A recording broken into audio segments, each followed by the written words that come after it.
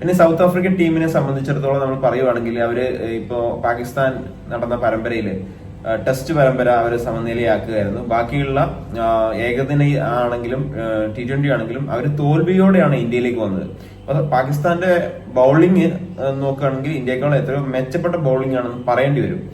ഇന്ത്യയുടെ ഈ ബൗളിംഗ് നോക്കുകയാണെങ്കിൽ ഇവിടെ ബുംറ ഇല്ല, അതുപോലെ നമ്മുടെ ഹാർദിക് പാണ്ഡ്യ ഇല്ല, അക്ഷർ പട്ടേൽ ഇല്ല. ഈ താരങ്ങളിലൊക്കെ പരിമിതി നമ്മൾ ഈ ഒരു മാച്ച് കാണുമ്പോൾ നമുക്ക് തോന്നും. ഇതിനകത്ത് സൗത്ത് ആഫ്രിക്കയുടെ ബാറ്റിംഗ് നോക്കുകയാണെങ്കിൽ മാക്രം നന്നായിട്ട് ബാറ്റ് ചെയ്തു, 110 റൺസ്.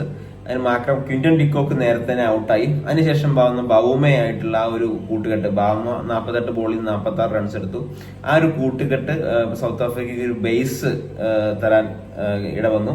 അതിനുശേഷം വന്ന ബെർസ്കി 64 ബോളിൽ 68 റൺസ്. തുടർച്ചയായിട്ട് രണ്ടാമത്തെ മത്സരത്തിലും ആ ഒരു ബെർസ്കിയുടെ ബാറ്റിംഗ് നല്ല അടിപൊളിയായിട്ടുള്ള ഒരു ബാറ്റിംഗ് എന്ന് പറഞ്ഞാൽ സിംഗിളും ഡബിളും ഒക്കെ എടുത്തിട്ടുള്ള ആ ഒരു ബാറ്റിംഗ് ആണ്. വെറും 6ഉം 4ഉം മാത്രമല്ല കളിയെന്ന് മനസ്സിലാക്കി. അതിനുശേഷം ബ്രവിസിന്റെ ഫസ്റ്റ് 50 ആണ്. അദ്ദേഹം ഒരു പവർ ഷോട്ട്, അദ്ദേഹത്തിന്റെ ആള് ചെറുതാണെങ്കിലും ആ പവർ ഷോട്ട് വളരെയധികം മികച്ചു നിന്നു. അതുപോലെ തന്നെ ടോണി ഡിസോർസി ഇടയ്ക്ക് പരിക്ക് മൂലം പോകേണ്ടി വന്നു. ലാസ്റ്റ് വന്ന കോർബിൻ ബോർഷ്, അദ്ദേഹം ഒരു മാച്ച് വിന്നറാണെന്ന് പറയാം. അതായത്